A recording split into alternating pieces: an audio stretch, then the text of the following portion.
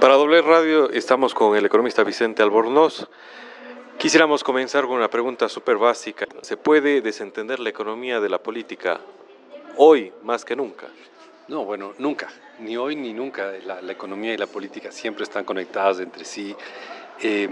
Y eso en parte nos permite explicar algunas de las cosas que ocurren en la economía, porque la política es el arte de lo posible.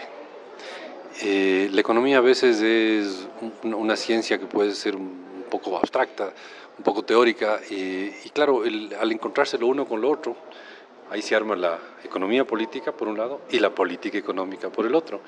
Entonces es una interesante pregunta. ¿Genera nervios un proceso político dentro de lo que es el ámbito económico? Depende. Yo creo que, a ver, en términos generales sí, pero yo apostaría, y dado que la entrevista por una radio de Cuenca, yo apostaría que las elecciones seccionales no deberían generar muchos nervios en lo económico. Las elecciones nacionales es así, ¿no? Porque al final la política económica está en manos del gobierno central, en su gran mayoría, ¿no? Entonces yo no creo que las inminentes elecciones seccionales que tenemos en el país, en Cuenca y en todas las ciudades del país, deberían causar un nivel de alarma política o algo así.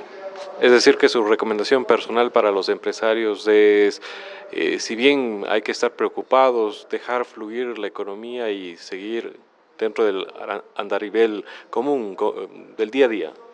Bueno, no, hay que siempre estar buscando oportunidades, siempre estar analizando las cosas, siempre revisando la política económica, siempre revisando la variable más importante de la economía ecuatoriana, el precio del petróleo.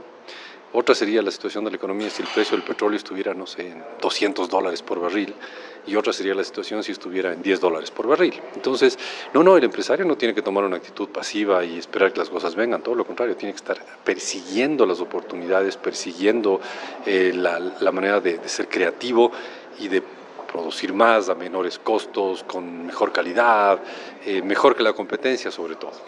¿Cuánto influirá precisamente las declaraciones en este 2019, las declaraciones de Paul Granda respecto a la situación crítica y de alguna manera que ha transparentado dentro del IES, esto nuevamente dentro del ámbito económico?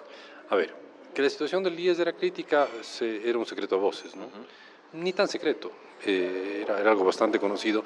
A mí me parece la actitud de Granda muy valiente, frontal, directa, en decir, miren, la institución de la que se me ha hecho cargo está con este y aquel problema. A mí me gusta esa actitud.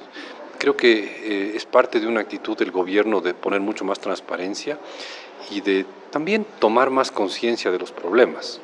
Muchos de los defectos del gobierno anterior e incluso del anterior equipo económico de este gobierno fue negar la realidad, ¿no? Si las cosas estaban mal y la deuda estaba subiendo, por ejemplo, y se negaba esa realidad cambiando la forma de cálculo. Es absurdo, pero así era. Se cambió la forma de cálculo de la deuda para que no parezca mucho, ¿no? Entonces, creo que el primer paso para resolver un problemón que tenemos en el IES, el primer paso en el Ecuador para resolver ese enorme problema que hay en el IES es reconocer el problema. Ya podremos después de eso ponernos a discutir y conversar y proponer y pensar las soluciones.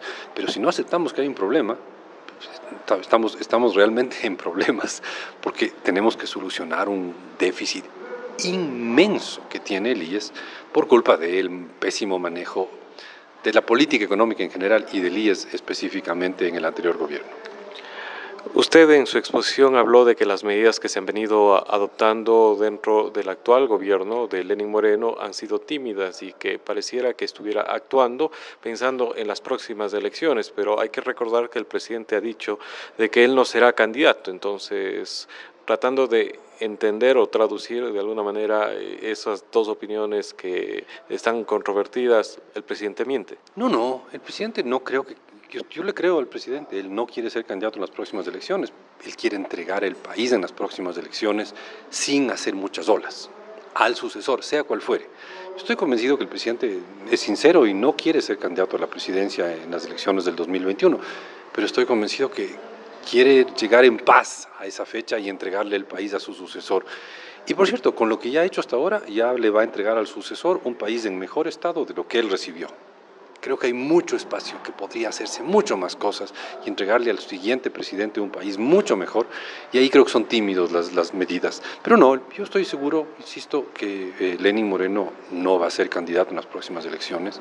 Pero las elecciones son para todo político, y Moreno es un político, un momento especial, un momento clave, un momento de transferencia de poder, etcétera, etcétera. Entonces, por eso yo creo que el principal objetivo de este gobierno es llegar sin hacer muchas olas, sin complicarse mucho la vida a las próximas elecciones. Muchísimas gracias. Un gusto estar con ustedes.